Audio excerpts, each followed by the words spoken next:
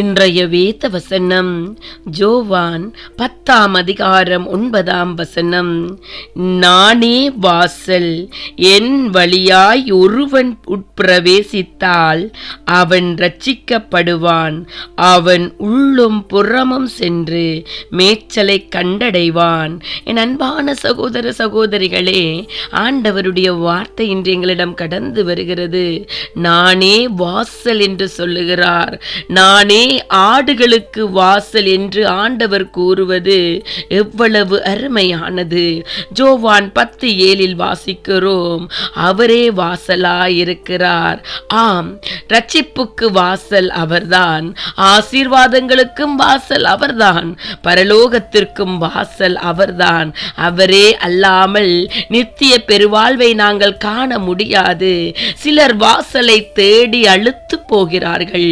இப்பிரபஞ்சத்தின் லோகாதிபதி அவர்கள் கண்களை குருடாக்கி போட்டு வைத்திருக்கிறபடியால் அவர்களால் வழியையும் சத்தியமும் ஜீவனுமான வாசலாகிய கிறிஸ்துவை காண முடியவில்லை.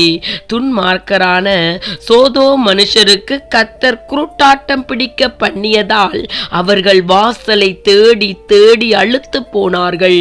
ஆதியாகமம் 19:11 வாசிக்கிறோம், சிலர் வாசலுக்கு வெளியிலேயே நிம்மதியாய் அமர்ந்து விடுகிறார்கள்.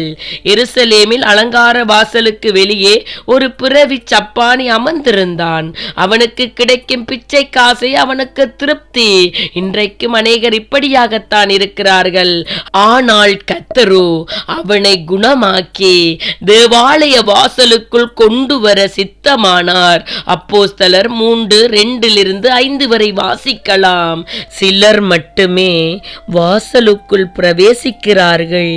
இது இடுக்கமான வாசல்தான், ஆனால் இதுவே நித்திய ஜீவனுக்குரிய வழியாகும். நீங்கள் கிறிஸ்துவாகிய வாசல் வழியே உட்பிரவேசித்தால் ரட்சிக்கப்படுவீர்கள்.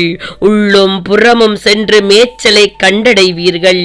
கிருபையின் வாசல் அடைக்கப்படும் முன்னே ரட்சிப்பின் பேலைக்குள் வந்து விடுங்கள். கர்த்தரின் வீட்டில் நீங்கள் நீடித்த நாட்களாய் நிலைத்திருப்பீர்கள்.